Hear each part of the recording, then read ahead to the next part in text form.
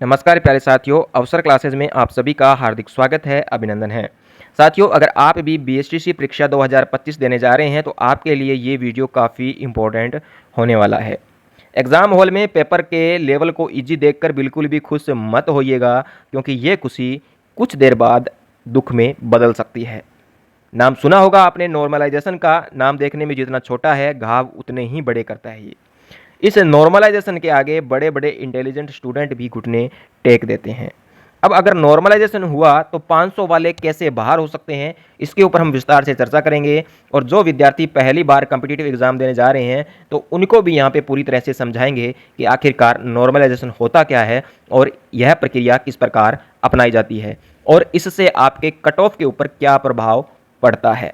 तो चैनल पे बने रहिएगा और पहली बार विजिट कर रहे हैं तो सब्सक्राइब जरूर करें आगे की अपडेट्स जानने के लिए।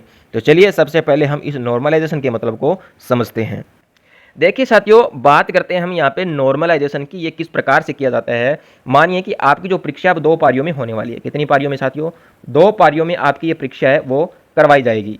ठीक है, अब मान लीजिए शिफ्ट 1 और इधर है शिफ्ट 2। ठीक है, अब देखिए अगर शिफ्ट 1 का जो पेपर है वो क्या आ जाता है, वो बिल्कुल ईजी आ जाता है। मैं जरूरी नहीं है कि शिफ्ट 1 का इजी आए, हो सकता है सेकंड शिफ्ट का भी पेपर इजी आ जाए और फर्स्ट का टफ आ जाए ना। तो हम एग्जांपल के तौर पे एक बार यहाँ पे इसको लेके चल रहे हैं। और सेकंड शिफ्ट का जो पेपर है साथियों वो आ गया आपके टफ। ठीक है, टफ आ गया।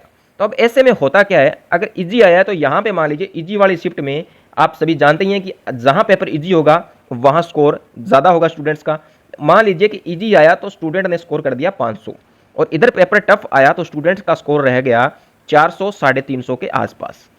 अब आपको जाहिर सी पता है जब कट ऑफ यहाँ पे निकाली जाएगी, ठीक है, और आपको कॉलेज दिया जाएगा तो इन शिफ्ट फर्स्ट शिफ्ट वालों का नंबर लग जाएगा और सेकंड शिफ्ट वाले स्टूडेंट रह जाएंगे, क्योंकि 100 नंबर का डिफरेंस है।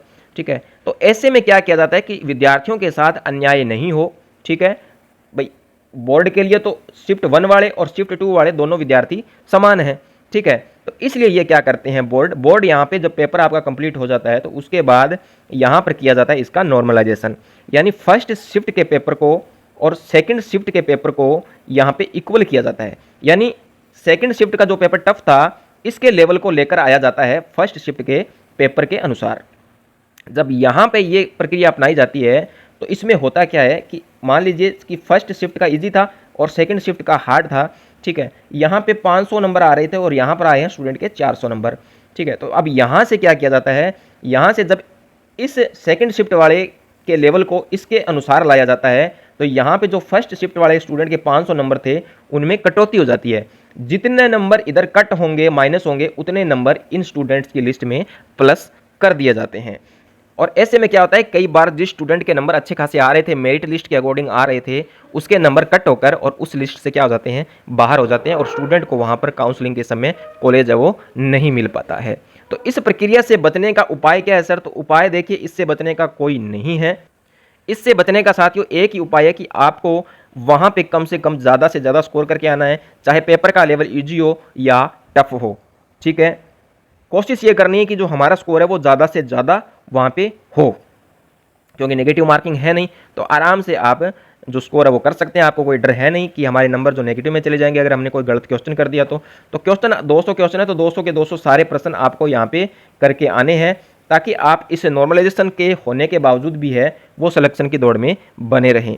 आगे जो भी अपडेट्स आएंगी आपको मिलती रहेगी। चैनल को सब्सक्राइब करके बेल आइकन को प्रेस कर लीजिएगा। ठीक है, जैसे ही आपकी जो शिफ्ट है पहली खत्म होगी उसके बाद दूसरी खत्म होगी तो उसके बाद हम सारे स्टूडेंट्स के रिव्यू को लेकर कट ऑफ के आंकड़ों के ऊपर भी चर्चा करेंगे कि क्या इस बार कट ऑफ रह सकती है। ठीक है, क्योंकि इस बार नॉर्मलाइजेशन की जो प्रक्रिया वो अपनाई जाएगी। जब पेपर 1 से अधिक पारियों में होता है तो वहाँ 100% नॉर्मलाइजेशन की जो प्रक्रिया वो अपनाई ही जाती है। चाहे आप कोई सा भी एग्जाम उठाकर देख लीजिए, कंपटीशन का 100% नॉर्मलाइजेशन प्रक्रिया वो की जाती है। दी गई जानकारी से संतुष्ट हैं तो वीडियो को लाइक और शेयर जरूर से कर दीजिएगा और साथ ही साथ चैनल को सब्सक्राइब जरूर करें आगे की अपडेट्स जानने के लिए। धन्यवाद।